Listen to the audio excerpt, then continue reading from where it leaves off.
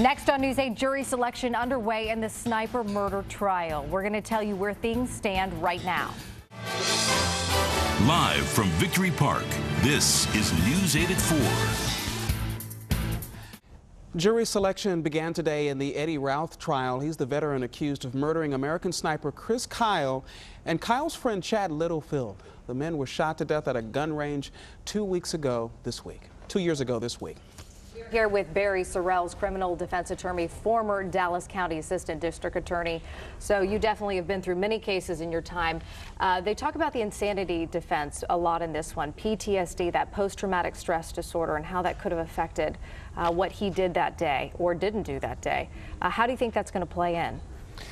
Well, I think it's going to depend upon the evidence. I know that's a general statement, but an insanity defense is what you must have to be successful. Number one is a history, a documented history of some type of mental illness treatment. There has to be experts in your history that can come in and talk about your being mentally ill prior to the day of the incident.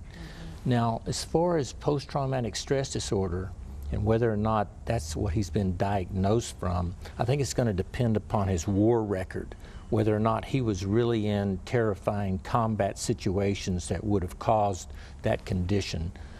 So I think the facts about his service as a veteran and as a person that was deployed to Iraq, and specifically his experiences, are going to be significant as far as the success or lack of success of his insanity defense. Is it pretty hard to prove insanity, or is it one of the easier ways to go? Well, it's probably the most difficult defense there is to an offense. I mean, I think the common person on the street thinks of temporary insanity, that you're just coming in and saying, in the courtroom and saying, I didn't know what I was doing because I was mentally ill at the time, so let me go. So I think people are typically suspicious of that as a defense. And also, it's up to the defense to prove by a preponderance of the evidence that the defendant suffered from a mental disease or defect, and because of that mental illness, did not know that his conduct was wrong. And what about the fact that this movie, American Sniper, it's a giant blockbuster. Everybody's seen it. They're seeing it through this specific perspective, whether it's real or not. How is that going to affect finding even a jury member who isn't swayed one way or the other? You know, well, I've never seen a situation like this where the victim is his life is the subject of an Oscar-nominated movie that's playing at the time of the trial.